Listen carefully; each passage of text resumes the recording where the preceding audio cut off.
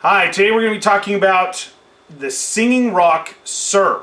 This is kind of a neat device for top roping. Don't recommend it for lead climbing, but for top roping, this is a unusable device for top rope or for lead climbing. It just doesn't work. It is the safest device, in my opinion, on the market for most situations. Eddie is my favorite top roping device while you're rock climbing. This is my top pick for copes courses. Why? Because they made it. It is an instant camming device. Any pressure whatsoever cams the device into locking mode. Where with the Eddie belay device, my other favorite device, has this little, ball here, the ball joint, that actually locks it in place so you can, if the climber wants a little bit more slack, whatever that is, they can. What this device does is there's no lock whatsoever. It is free floating. So any motion whatsoever causes the device to lock. Normally with the Eddie, it would lock in here until it was jerked. This device has no time in between. It is an instant locking mechanism. There's no mechanism whatsoever. The other difference is that it actually has a tie-in point here, so you can tie it onto your harness. These are European. This is what in Europe they use a lot, and this is a competitor to like the ID and the Rig for some of the other devices out there. If you're into high angle rescue, so this is their device they use there a lot of the time. So like I said, you can sit there and you can take up. But as soon as you do anything, any movement whatsoever, I can take half a finger and it automatically locks. There is no in between on this guy. You have to reach down and actually, so this is where you're going to have to get good with your thumb. You pull out it. If they need a little bit of slack, you grab up, you give them a little bit of slack. And you fall right back into your brake position if you need to. It automatically locks. So anytime they're sitting there, it's automatically going to lock. There's no... Does this mean you can take your hand off the brake side? No. You cannot take your hand off the brake side. The brake side is still this. You still have to keep your hand on there. Now this still does have the really great feature of being over a Gree or any of the other devices that have a lot of auto locking mechanisms, that if I pre-unload the device, so no weight is on the device, the person says I'm ready to come down and hasn't let go of the wall, and you go ahead and pull the handle all the way to the back. Keep in mind, in most devices, this means the device is wide open. There's nothing going to be holding that person back. Then when they go to weight the device, everything slips through until you let go of the device and re-engage the handle. So that's what's going to happen with your Gree-Grees, your cinches, your half a dozen other different devices out there. This device, the cam does not move until there is weight on the device. So if you don't have any weight on here, it is a free-floating cam. The handle has nothing to do with the cam. Just not completely different from, let's say, a Gree-Gree. Gree-Grees, when the cam is up, the handle is on the cam. So even the new Gree-Gree Plus, if you pull on it, you can bypass the anti-panic feature, and if you preload it, you can hold the camming device open so it will not come up like it should when the person actually loads. I have watched 2 people drop to the ground because of this. They loaded the device, they pre-unloaded the device. When the person actually weighted the device, they had their hand up here, thinking that there was no way to get, it wasn't moving, so they moved their hand up to get into the proper position to release rope down into the device, thinking they weren't heavy enough. Then they actually let go of the wall, let go of the rope, whatever it was, and come zinging down to the ground at full power until they actually released it and allowed the device to catch itself. Okay?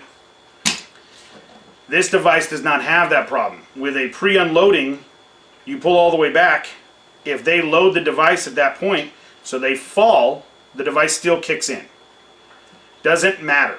It's an instant catch. Now what about panic pulls? Panic pulls are also the same as the eddy. So if I panic pull, so I've got here, I've unloaded it. They're coming down, and I'm going to use the wrong hand just so you guys can see what's going on. And I'm releasing my brake hand. Again, these are not videos to show how to climb with this device. It is to show you how the device works. So I pull my handle back, I come all the way back, I'm releasing, and I relock. Okay? The harder I pull, it will still not keep going. With a Gree-Gree, even the Gree-Gree Plus, if I pull the device all the way up and pull past the point, yes, it relocks, but I still have the ability to override the device. You may like that. I don't. I don't think it's as safe for beginning climbers. So this device automatically catches every single time.